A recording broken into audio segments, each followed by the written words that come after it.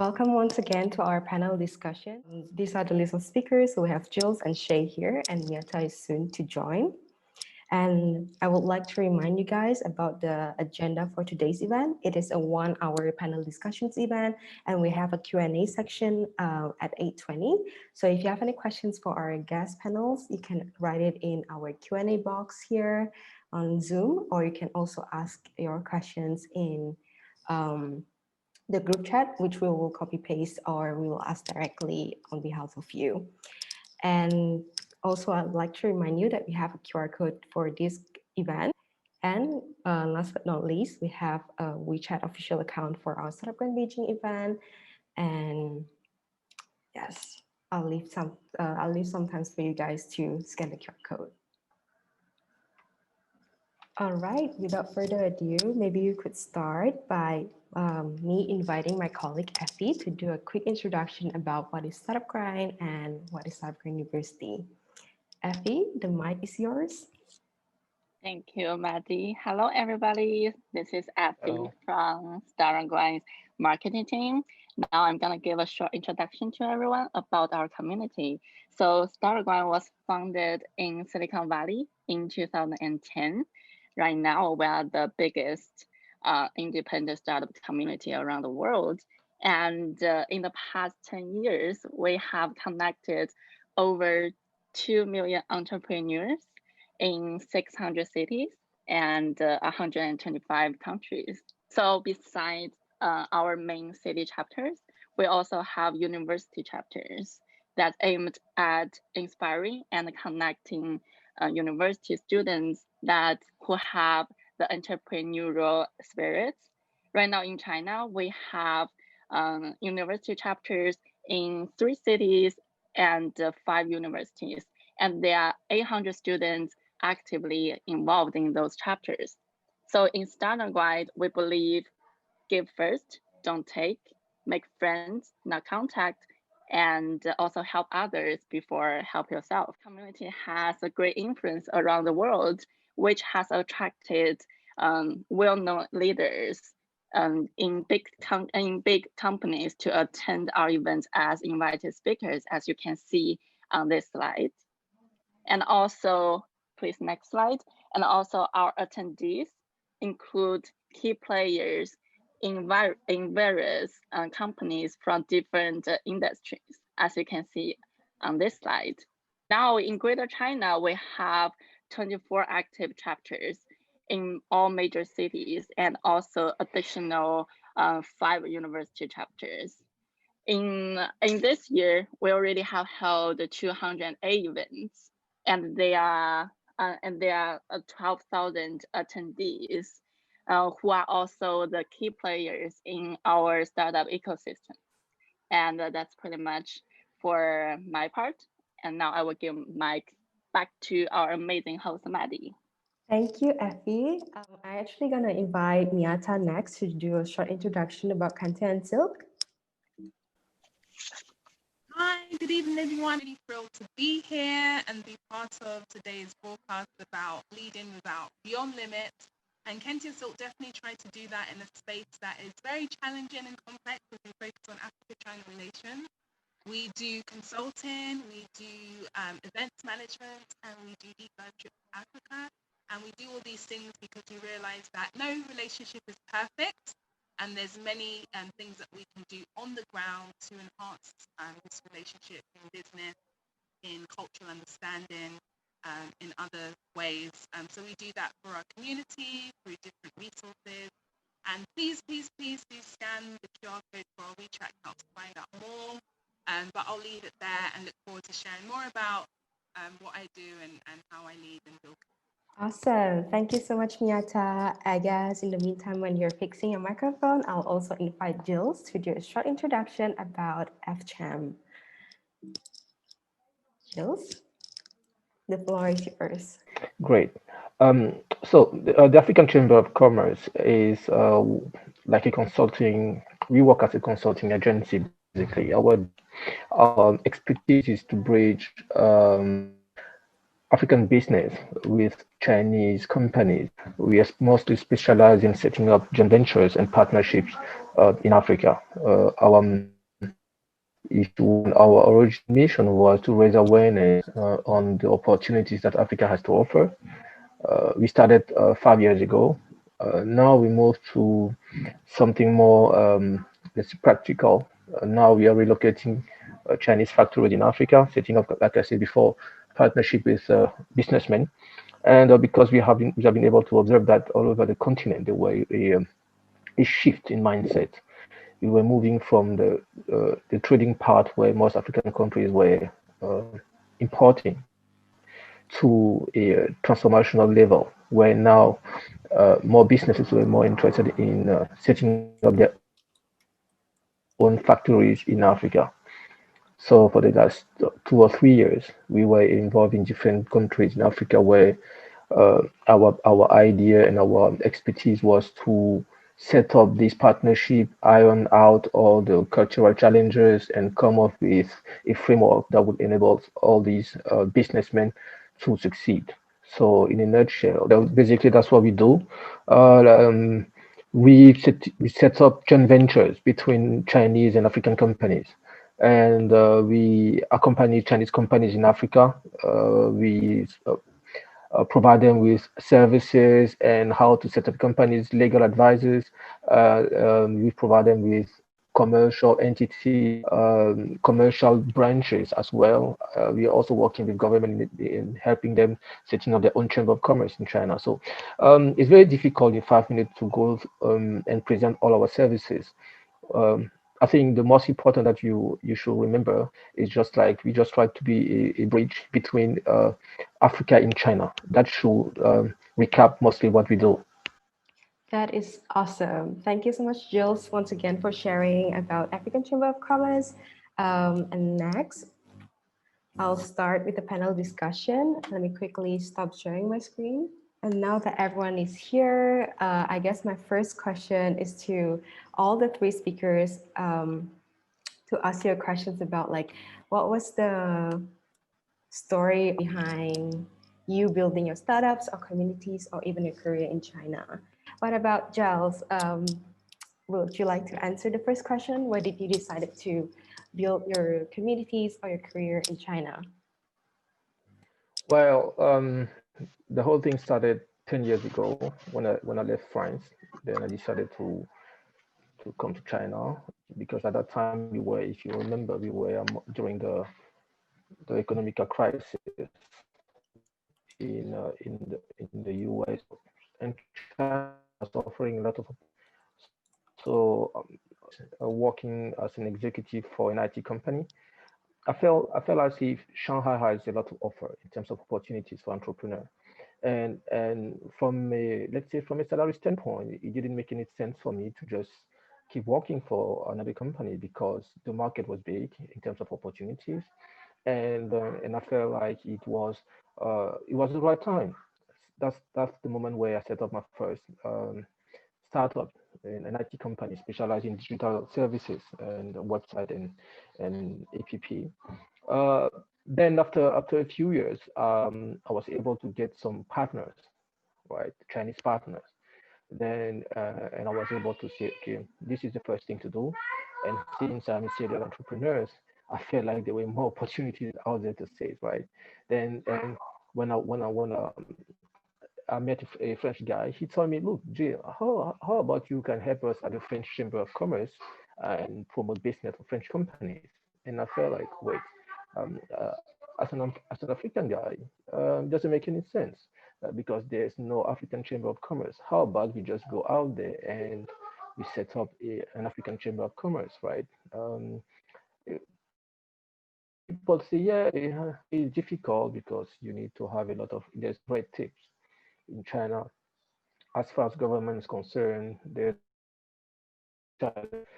So I felt like that's the moment where we started in a few African and in businesswomen in the Chamber of Commerce.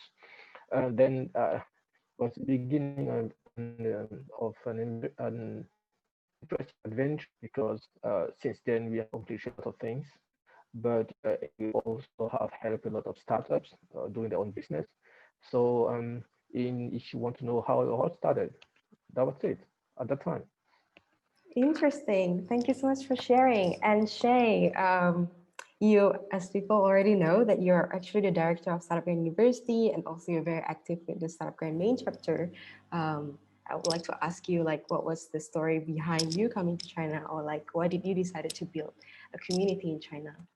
So I think I came to China for studying at first, but I think along the line, one of the things I felt like I really wanted to do things, and I felt like my environment wasn't really, helping me or encouraging me enough to, do what I wanted to do, like developing apps and all those kind of stuff.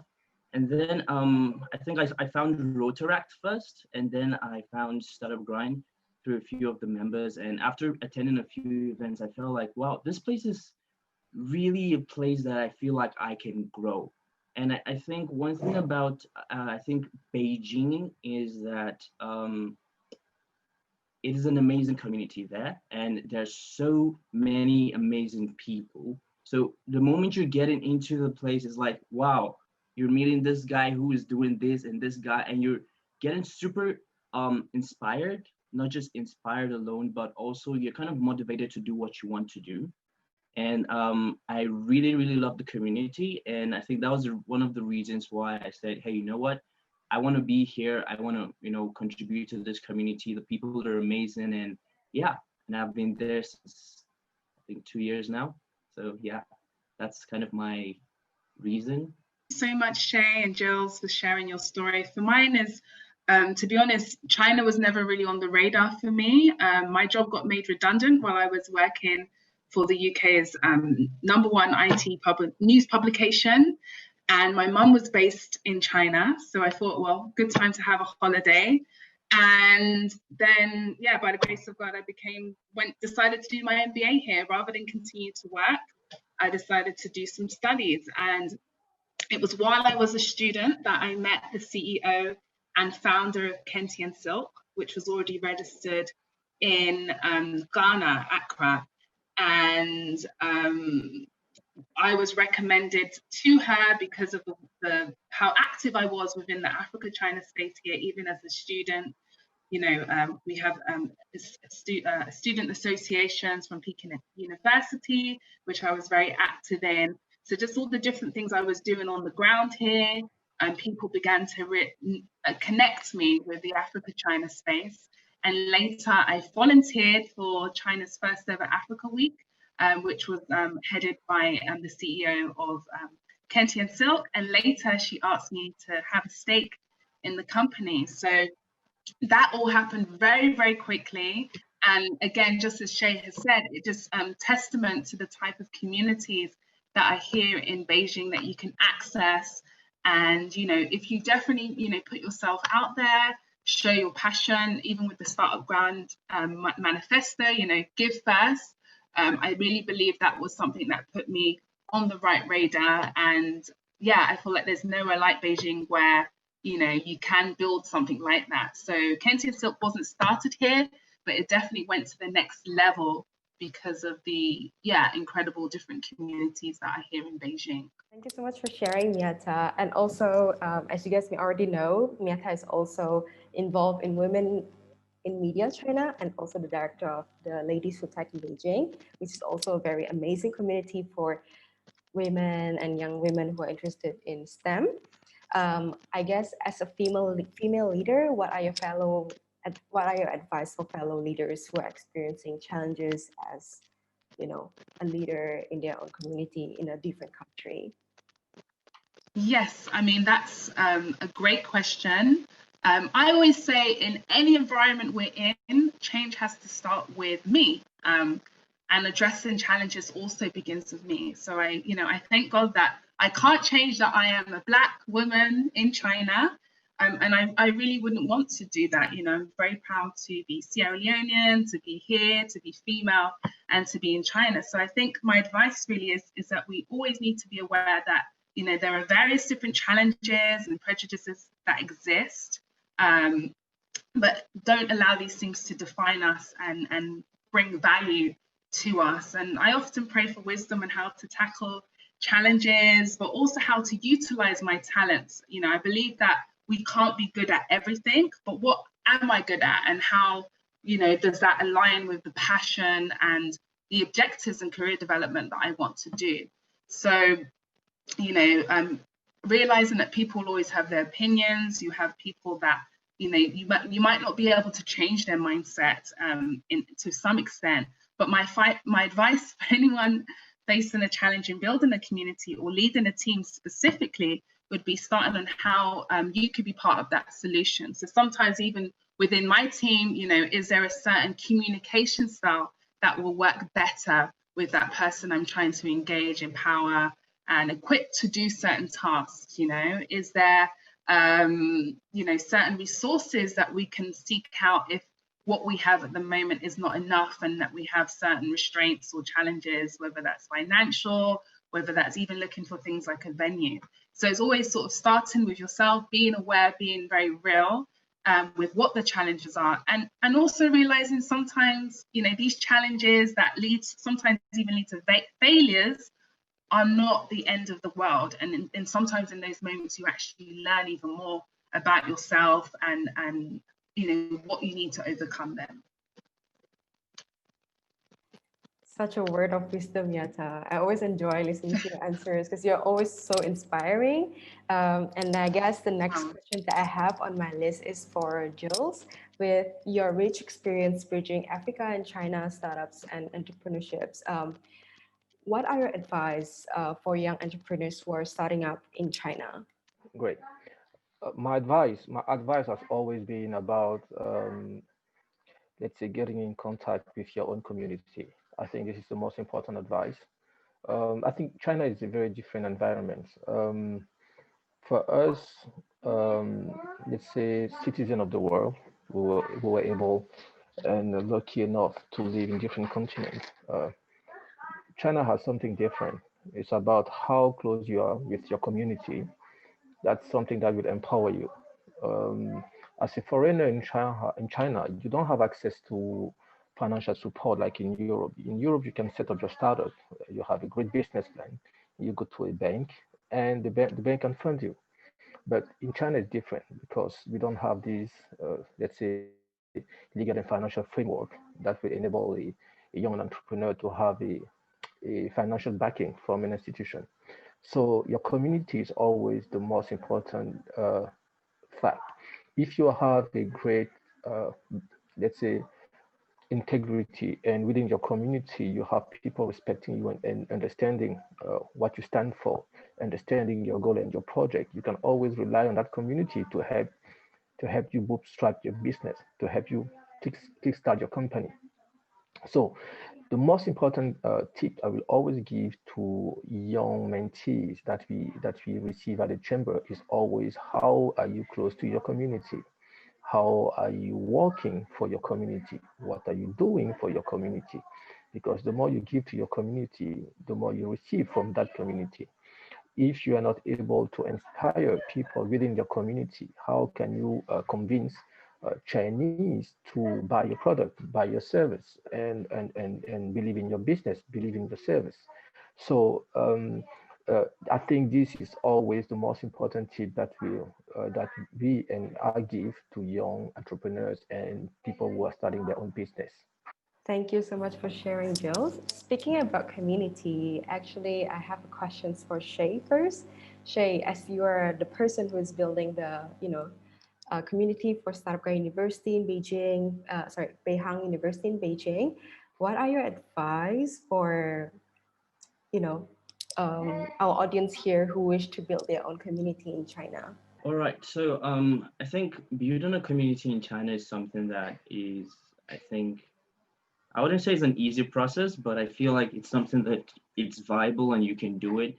And why I say so is, if you want to start out, you have to start out with connecting with the people who are around you, and that's very important. Like, connection is the number one thing you have to put in your mind before anything. And like Jules said, your community, your relationship with your community is very important. So when you're starting out, it should be about how do I connect with other people and how can I connect other people with other people. And I think another important thing also is that you're not just connecting people, you are trying to provide value. And I think sometimes we kind of miss that point in what's the most important thing. So I think you need to look at your community. You look at, okay, this is the target market I want to go for. These are the kind of people I want to build this community on, and what do they need? What are they looking for? So if you're having, let's say, a student-based community, what is it that students need? Knowing what they need will be able to give you a clear vision of, okay, what I'm doing is I'm going to be helping students to do this or do that, or figure out how they can do this or do that. And in this community, when you're in this community, we can help you build a certain skill, connect you with maybe other people outside the industry, probably places where you can be ready for like the life after school or something. So depending on what you really what the problem is, you can then focus your community on solving those problems through connecting people and bringing people together. Yeah, so that's my tip on building a community, especially in China. Very great answer. Thank you so much for sharing, Shay. And also my next question is for Miyata.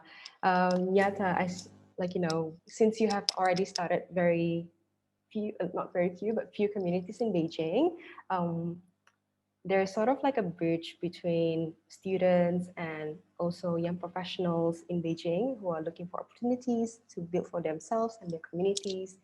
What are your advice for that, for these people to find or to build opportunities for themselves?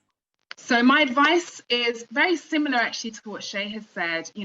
Where is your passion? What is your passion? And where can you add value, solve problems, or help people that are currently trying to solve a problem? And that also includes looking in your immediate community, your immediate network. So even when I was in my MBA class, your network doesn't necessarily have to even be people that are far or on LinkedIn. Your network are your immediate people, your friends in class. For me, I had a great group of people that I learned and grew with. So just thinking about who is the immediate network around you, what is your passion, and what is the value and problems you want to solve. Another example is, talking about value and passion. When I came to China, one of the things that I was really fascinated with was the e-commerce market.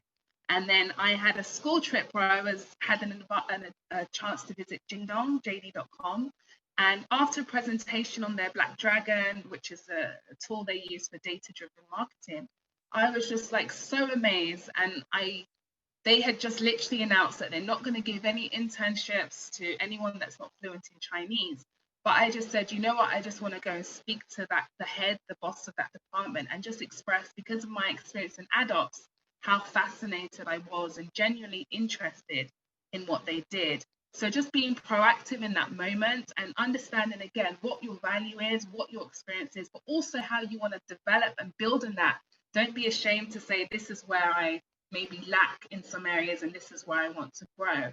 And on the back of that, even though they said they weren't going to give any internships to people that couldn't speak Chinese, just by showing interest, being proactive and engaging him, I was able to align with where I could add value to their company by just listening to more what their overall objectives are, what they were working in. And that ended up being one of my, I think, third internships in China. So I just really encourage people, once you do get these opportunities as well, think about how you can help others along the way. And that's what building community is. It's not just about you trying to achieve this level of success by yourself, but thinking about other people that are going to come behind you or even are walking beside you, and how you can utilize this experience to help them along the way. Something that Giles talked about, mentorship and mentees. I really encourage everyone to mentor someone, but then also be mentored as well, because again, that's another way to utilize this idea of adding value, but being very practical with it, by giving advice to someone, but also being very teachable yourself and being willing to learn along the way. So I think when building your community, any experience you have, what is passion, what is the value and the problem you're trying to solve, and think about who else around you can be doing that with and leveraging and helping along the way. So yes, servant leadership is best. I always go on about servant leadership, and I think that's a great way to lead and build community as well. Speaking about mentorship, like how leadership is an art, and it's something that you have to practice and keep building and keep investing in yourself to become a better leader. And you mentioned a great point, which is about mentorship. What are your tricks, during the times when you are looking at this person and you're interested to have them as your mentor? What are your go-to sentences or pitch to invite them to be your mentor? Yeah, so this goes back to really, again, the sort of same, what is your goal, what is your passion, and what are you trying to solve? I often speak to people that they say they're willing to do anything they don't know. And I think that's just not good enough, because when you're trying to seek a mentor, it has to be strategic. It has to be, you want this person's advice because they're experienced in this area, and they can help you get to this level, but also realizing that you want to help them as well. So I think for me, usually if I'm seeking some sort of a mentor, it's really also understanding where I want to go, but trying to figure out, okay, what are they doing at the moment? How could I also be a benefit and help them in certain things that they're focused on? So I think it really is a two-way thing where you're thinking about, this is the value that I'm trying to achieve and deliver, whether that's building a business or building a community. How can this person specifically help in that specific goal? But then understanding, so asking questions is always, sometimes I annoy people with the amount of questions I ask, but really trying to understand that person. What are their pain points? What are they focused on now? And how you can help. So usually, it would take research. I really think before you approach someone, understand what they're doing, what they care about, and why you would even be considered as a mentee. Because, yeah, I think sometimes people just ask me random questions, and I think that's not good enough. You really have to show that you've thoughtfulness and care, and that time has been taken in. And then I think once you get to that point where you're ready to have a conversation, maybe just say, especially now with lots of things online, you probably have more opportunity to say, I would love to have like a introduction and exploration call with you, or go for a 30-minute coffee, but just really engage that person first and foremost on how you appreciate them, how you feel you could potentially help them, and then take it from there. But before you get to that step, really understand your value and understand why they would care about that value, and also how you can help them. That is awesome. I guess, Giles, would you like to add anything to that? Considering like mentorship is also very crucial for entrepreneurs, and especially, let's say if a foreign entrepreneur entering Chinese market, they will need mentors to give them advices. What are your tips and tricks on getting these mentors to become your mentor, basically? Yeah, I think it's a little bit different in my case because most of our mentees are already businessmen, right? They already have their own track record coming from their own country. So when they contact us and they want to help, they want me, for example, to help them access the Chinese market, it's always about how they know about the Chinese culture. So I always tell them to spend some time understanding the Chinese culture, the Chinese history, the Chinese religion and philosophy, because the most important is cultural part. You cannot do cross-border business without understanding the culture of the person at the opposite side of the table. This is the advice I would give. When, for example, we have interns coming from different part of Africa or from Europe, I always tell them take some time to understand African culture, because we have African interns from Europe, from the US. I always tell them to spend at least 1 month understanding African culture and geographic and history from each part of Africa, because it's from understanding where people are coming from that you can understand where to go with these people. It's by understanding what people need and what people have already overcome as challenges, that you can provide them with the best advice, the best solution. So business is usually when you can parlay a, let's say, a cultural need into a financial reward. Basically, somebody needs something, but they don't know how to translate it. So my job is always to tell you, okay, in order for you to get this thing, you need to understand what the other person has to offer, where the other person is coming from. So, and this cannot be done without you spending some time at least to put yourself in that person's shoes, and is the most important aspect for me when it comes to mentorship, is how are you able to understand the other side, the other culture. So this is what I will just add on top of what Miyata said before. Mhm. It's very interesting. Shay, maybe you want to add something to that? I think they've like covered almost everything you have to do, and like it's more of being. I think another important thing is always trying to be humble also, because I think that's sometimes we get all in our head. It's like, oh, I think I can, or and sometimes we try to feel like we're independent to solve our problems, which sometimes not really is not the best thing to do. So I think what I'll just add to it is you have to be honest. Like you have to be honest with yourself, and you have to be humble, and to go out there and say, hey, you know what, I don't know about this, and I feel like you're the right person that would be able to help me. And I think that's very important also. So I think, yeah, that's what I have for the input there. Awesome. All right. I think my next question is for all the three of you. As leaders in your communities, we are prone to give feedbacks to our colleagues or to your best friends or to even to your boss. And sometimes these feedback are constructive, right?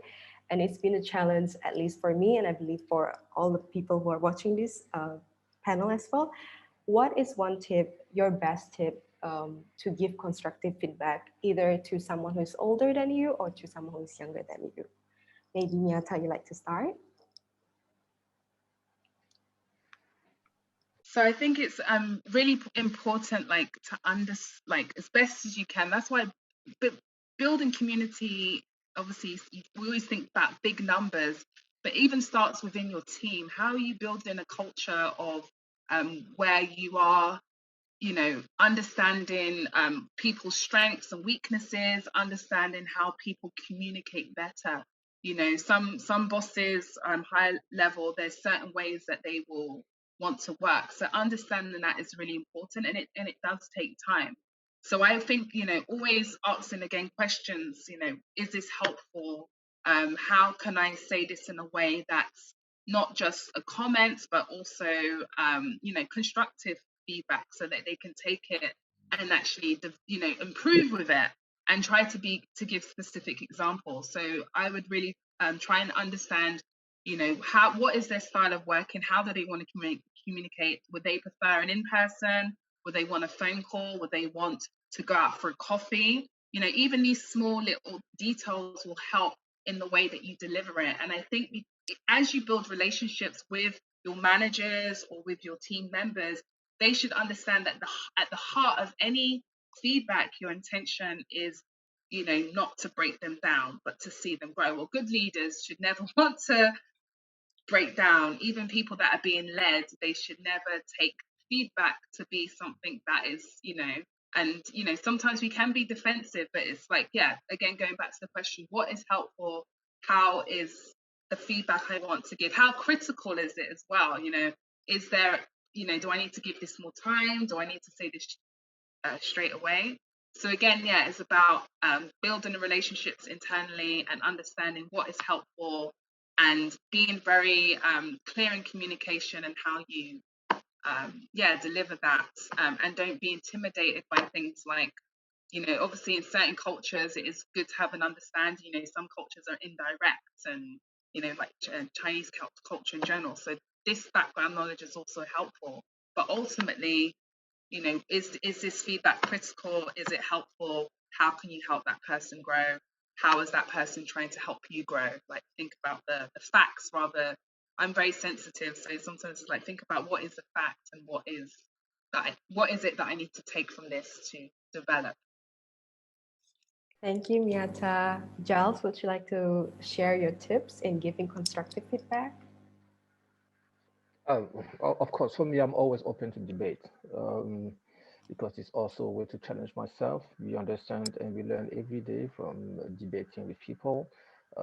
In my position, I am lucky enough to encounter people from different cultures and civilization and paradigm and perspective. So the most important is just how like, okay, whatever you have to say, we can discuss, we can talk about it, we can find a way for you to understand my point of view. I will always understand your point of view because it's by understanding your point of view that I believe you can also understand. Of course, sometimes you deal with people who are very let's say narrow-minded, right? And but you always need to be able to understand and make a distinction between people who are willing to learn and understand and people who are not.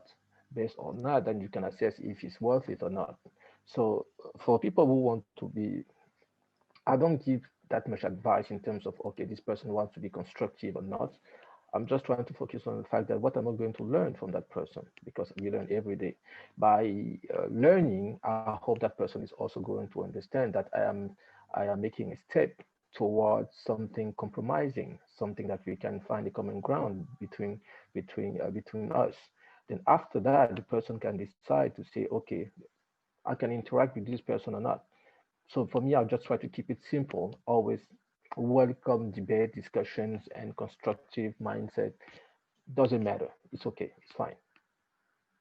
And Shay, do you have anything to add from your perspective, considering that you're dealing with both young professionals and students and professionals? How do you give constructive feedback to all these different group of people? Well, I think on that part, like both of them already said, it's really important to know what's valuable and what's not worth the energy and time. But I think from me working with both students and professionals, I think one of the things it depends on the industry, but always trying to give like my own point of view from a place where it's related to them. So for example, I think I had one time with an event I was working on and someone was like, no, you shouldn't do it this way. It should be that way. And I was like, okay, I really understand what you mean, but like right now I'm looking at it from a user point of view. I'm not looking at it from okay, I am the organizer point of view. So if I'm looking at it from a user point of view, what I feel is that it's not going to be easy for you to like navigate this way. So I feel as a user it should be this way. So I think sometimes trying to create a perspective of where the problem is it's I think it's important also. So they don't just see it from hey, I'm trying to tell you to do the right thing, but it's more of okay, if you look at it from this point of view where is you are the receiving end of whatever it is, I think you would have a better picture of what I'm trying to talk about rather than looking at it from this point of view. Yeah, so yeah, that's my adding to that. Such a wise answer. All right, because we only have 13 minutes left, I'll just look into the questions from our audiences. I'll start with this question from Sana. Do you have any tips for networking and building professional relationships in China? I've heard about the concept of Ponzi. How does it influence your professional relationships? Maybe Giles, would you like to start? Oh, in China, is very important. I think it's even the most important thing when it comes to doing business. Like I said before, your community is the driving force behind your business, and you cannot build a community without networking. We are, of course, like you said, you have a lot of cities, different cities in China, but for myself, being located in Shanghai, every week you have networking events. In my position, I'm invited to different government events as well. It's always about expanding your network. The more you meet up with people, the more you discover, the more you are able to share your experience, share your knowledge. present your project. And that's how people are always going to feed you with some valuable feedback. That's how you're going to understand how the challenges that other people were able to overcome. And that's how you're going to learn. Because by yourself, if you want to go through the process of learning by, like we say, failure and after failure, it will take you 100 years to understand and learn, and what somebody can explain to you. Maybe the person spent 12 years facing that challenge. The person can just give you that advice in 10 minutes and 20 minutes. That is the real value of networking. Now, guanxi is another topic. Guanxi is how you use a contact to have something. That's what I really wanted to make the distinction between networking and guanxi. In China, when we say guanxi, it means I have a relationship with a person working or doing something that I can use in order to get something in return. So different things, but both are going to help your business in a way. All right. We have another questions from an anonymous attendee. Maybe this question would be perfect for Nyata. Any tips to adapt to Chinese business culture since it is a top-down approach? How to make sure to earn your place without stepping on anyone's toes? I think so. I guess it depends where you work. So, for instance, I worked at Jingdong, but my boss there was exposed to a lot of Western. He studied abroad, so I think obviously you need to have an understanding of the overall culture, but still, it's about trying to understand that person and build a relationship where you can, which I know is not always easy. Because I've worked in Chinese companies where, I've gone in and had to adapt to, certain, like you said, the way that is the managed from the top down approach. But I think even with that environment, still don't be afraid to share ideas in the right way where you're still adding value. So it still always goes back to, what is your passion, what is your value in the problem you're solving? Because I think when you're not used to just being managed from sort of up and not, you can fall into the trap of thinking you can only be told what to do and you cannot have you cannot add value and you cannot share ideas. And as a foreigner, you probably can get away with maybe a little bit more where you just need to find out, well, what is the right context to share those ideas? It might not be presenting in a boardroom meeting, but there are other ways. And it goes back to, again, understanding what does your manager care about? What is the overall goal of the company? What are they trying to achieve? And seeing that how you can still present value in that. So I think, you try to fit into the company culture, but you still see how you can present and add value and make a difference where you are. It might have to be done in a slightly different way, but there's still creative ways to communicate and add value still. So I hope that answers the question. Yes, I think to add to that question, I think it also depends on the company culture and your manager above you on how they operate. Like how some managers are very traditional, so they're like respect the boundaries or they're very close, but some leaders or managers are very vulnerable and they're very open to talk and discuss and create a safe space. So it really depends on your manager as well. And then there is a next question from Chris Chung. Could you provide us with some tips on how to build a community through digital platforms in China? Perhaps Shay, would you like to answer that? All right. I think building a digital community is, let's say, it's quite complicated. I wouldn't say too complicated, but it can be difficult, honestly, because you can't really tell if someone is active or not, like at the moment. It's quite hard to do that. But I think some tips on building it would be creating, you have to plan ahead in the sense of you have to have a way to keep your audience engaged. Okay, that's very important. If they are not engaged, the moment you lose a little bit of momentum, everything is just gonna go all haywire, because you need something. You need to keep them really active. Always giving them something to do or something that interests them, depending on the topic. So talking about topics, you really need to define what you want to do. What is this community about? And I think like some of the very successful digital communities, because I think WeChat is a really powerful platform. And on WeChat, at least I know of two that are really amazing that I'm on. And I think one is called Pitch Club. I don't know how many of you guys are in it, but Pitch Club is really amazing. And there's always something happening over there. It's either, okay, hey, this pitch, or and they usually have like a weekly pitch session, which is really interesting. So everyone has a chance to, pitch along. And, you know, you have to book spaces sometimes, and sometimes like you have to book for like 2 weeks ahead, which is like really, really awesome. So I think the amount of engagement is really, really important. I think another one is View Beijing, and for front-end developers, which is really interesting. And over there also, there's a lot of information. People are always asking, hey, I want to do this, or how do I do this? Or, oh, hey, there's an article about this, and you guys would really love this. Oh, we developed this, and we would like you guys to see it also. So having a topic is one, and then number two is what? Engagement. Really have to engage them with things they're interested in. I think those two things are the backbones of building a digital community. Yeah, I agree with Pitch Club. And I think actually Ladies Who Tag, you guys are doing amazing job. I remember, during the beginning of this pandemic thing, a lot of events are online.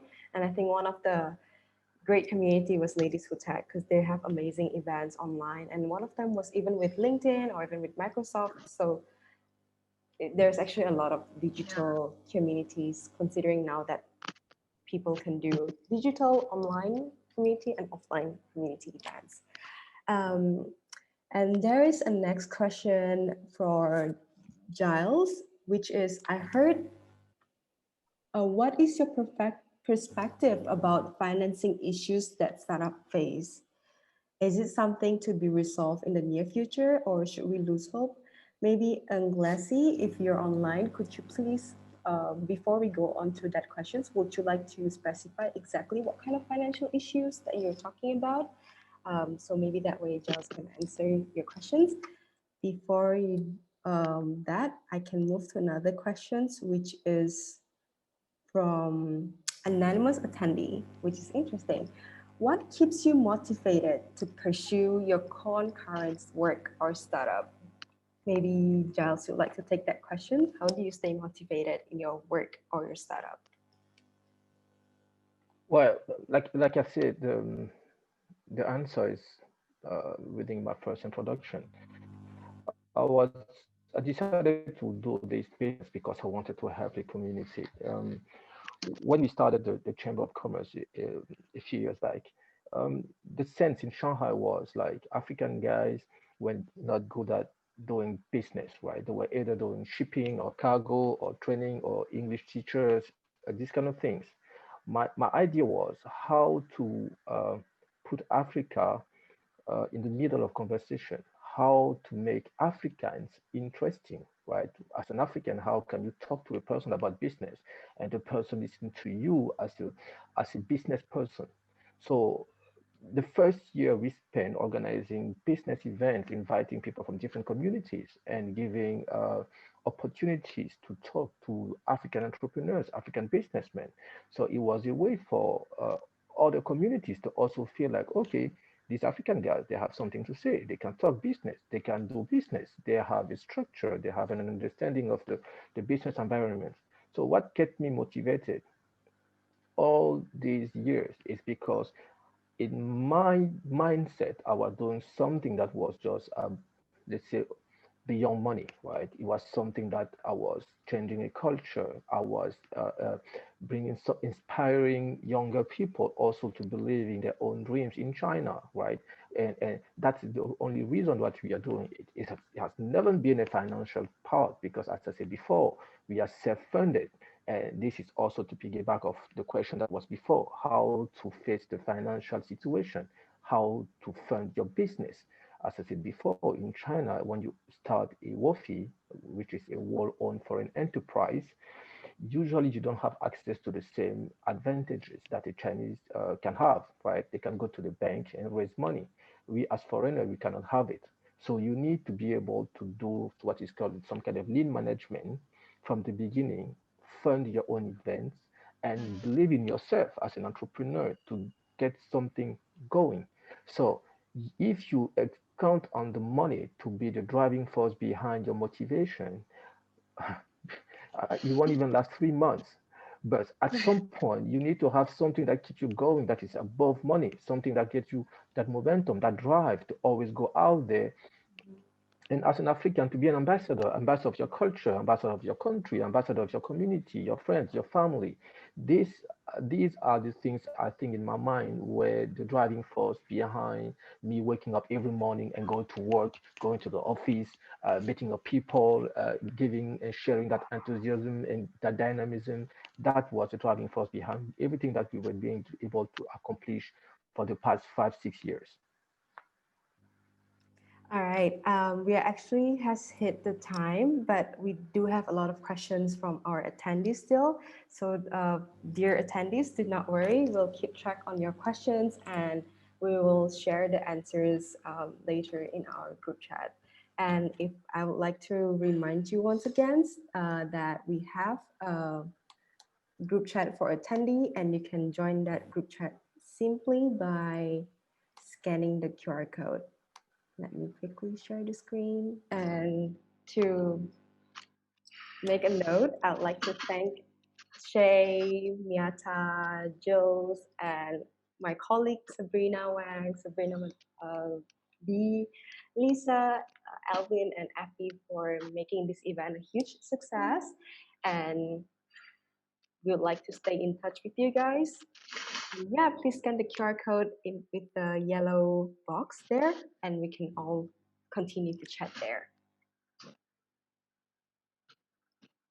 And until then, I'd like to say goodbye and stay safe, everyone. Thank you very much. Thank you all. Thank you once Yeah, thanks everyone. Thanks. Yeah, I've learned so much. Thank you. Thank you so much. Thank you. Bye bye. All right, merci.